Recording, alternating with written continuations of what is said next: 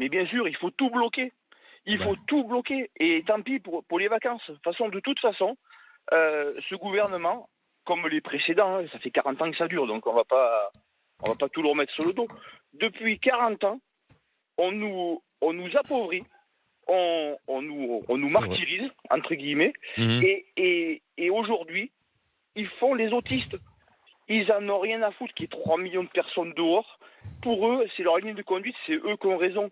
Mais eux, ils sont dans leur tour d'ivoire, ils ne voient pas ce qui se passe en bas. Sans mauvais jeu de mots, c'est la politique de l'autruche, ce qu'ils sont en train de faire. Exactement, ils sont là, ils en ont rien à foutre. Alors c'est vrai que je comprends tout à fait celui qui a réservé ses vacances au ski, qui vont être perturbés, qui va pas pouvoir rentrer, qui va pas pouvoir y aller. Personnellement, en plus, je suis impacté parce que j'ai la chance, entre guillemets, d'avoir un appartement à la montagne que je loue pour le mois de février. J'ai eu deux annulations, mais c'est pas grave. C'est pas grave. Je préfère que tous mes Le combat en vaut la peine, c'est ça, c'est le combat en vaut la peine. Bravo, hein. On partira. Franchement, j'aime bien. Vous faites quoi dans la vie, Patrice? Je suis sapeur-pompier. Sapeur-pompier, et cette réforme des retraites, pourquoi vous n'en voulez pas alors? J'en veux pas parce qu'elle est injuste. On prend toujours. Alors je dis pas qu'il faut pas revoir peut-être la façon de travailler, le temps, tout ça, mais pas aussi brutal. Le gouvernement, c'est des brutes. Il y a aucune négociation, il y a aucune discussion. Moi, j'étais syndicaliste pendant 18 ans, élu au sein d'un bureau national. Dans quel syndicat? Le syndicat Sud. Au Sud, d'accord. Tous les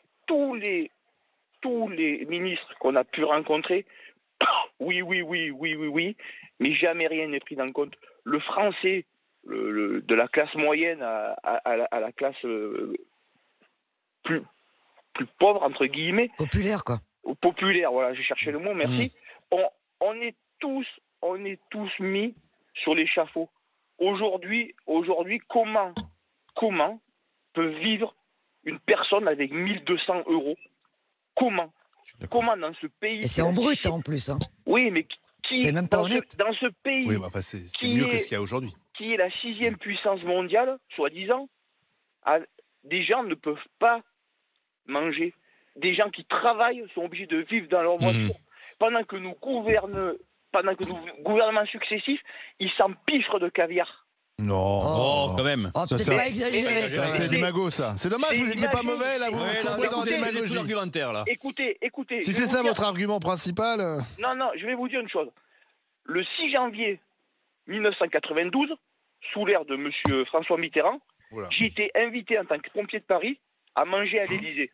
Oui. Mais vous allez à l'Élysée. J'ai jamais autant bien mangé de ma vie. Non, mais ça a un peu changé quand même. C'est pas ce qui vous recevez. C'était la Vous gauche savez. caviar, donc. C'était pas ce qu'ils vous recevaient. C'était sous la gauche, alors. La gauche caviar. On s'en fout. Oui, mais vous allez. Oui, d'accord, mais vous allez à l'Élysée. Ils vous ont reçu en disant, vous verrez, dans 30 ans, il en parlera encore. Non, mais bien sûr que qu'ils si ont bien vous allez reçu. dans les ministères, on mange très bien, à l'Élysée, etc. Après, résumer nos responsables politiques à ceux qui s'empiffrent. Il y a moins de 3 ans, j'étais au ministère de l'Intérieur. Oui. Voilà. Et là, quand vous voyez tout ce qui s'y passe, mais c'est hallucinant. C'est-à-dire vous voyez, vous avez la cantine au 2e étage, au 3e étage, je ne me rappelle plus, pour tous ce qui sont les conseillers des ministres. Et puis je peux vous garantir qu'ils ne mangent pas des steaks hachés et des pâtes. Et puis au 1er étage, vous avez pour les secrétaires ces choses-là. Voilà. Au bout d'un moment, dans cette société, et notamment au niveau de l'État, alors après attention, sur certains côtés, j'aimerais pas forcément être à leur place et j'en veux pas. Ben voilà. Mais au bout d'un moment, il faut quand même avoir les pieds sur terre et savoir se regarder dans une glace. Vous dites qu'ils sont déconnectés, en fait. Exactement. Voilà. L'autre jour, je regardais Monsieur Véran là, qui s'est fait apostropher par un restaurateur.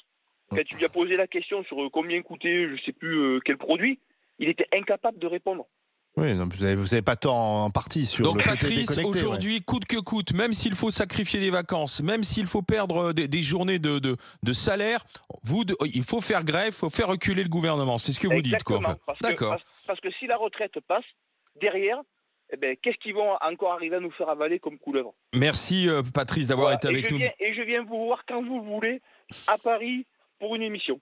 Eh bien, écoutez, un de ces jours, qui sait, peut-être monsieur le sapeur-pompier de la Drôme. On vous salue, Patrice. Merci à vous.